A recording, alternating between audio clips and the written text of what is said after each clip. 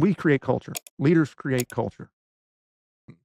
If your culture in your organization is terrible, if you're the leader, it's your fault. If it's great, it's something that you had a very significant hand in with the other people. But a rotten culture is because of rotten leadership. And so this idea of psychological safety, where people can be honest about making mistakes, where they can be honest about failure, if you will. People get scared to death of failure, the word. But if people are in a place where they can admit that, then we can figure out how to fix it. If people are hiding those things, that erodes the culture. It erodes our efficacy in what we're trying to do. Imagine a scenario where somebody is, working on an assembly line and they know that this particular part that they're putting into the car is messed up because it's something they're doing.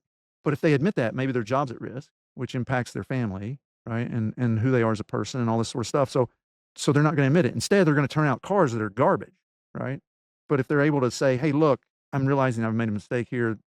I don't really understand how to do this appropriately. Okay, well, let's fix that, right? Then the quality of the car is better. And now you create an environment where other people can go, hey, just so you know, every so often I screw up the windshield or the seat belt or whatever it is. Then suddenly everybody's able to say, yeah, let's fix that, right?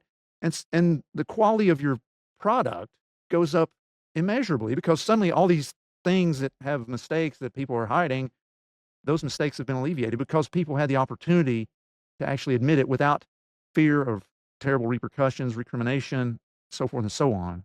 So I think that fundamentally, again, the leader's job is to create that environment for psychological safety. And the reality is, if we look at the studies, and I've mentioned the work of Amy Edmondson at Harvard in numerous podcast episodes, but she's done a number of studies that have shown the extraordinary importance of psychological safety with regard to innovation, with regard to productivity, job satisfaction, commitment to the organization.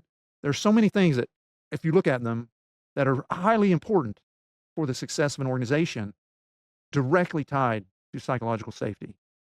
And the ability to make mistakes without being crushed by that, by admitting it, is fundamental to that psychological safety. Because if you think that, oh my goodness, if I make a mistake, it's going to cost me my job, it's going to cost me my livelihood, what's your natural response going to be? You're going to hide that stuff. But if you know that, hey, this is an environment where I can say, I made a mistake here, let's fix it, and everybody works together to fix it in a supportive manner, that's golden.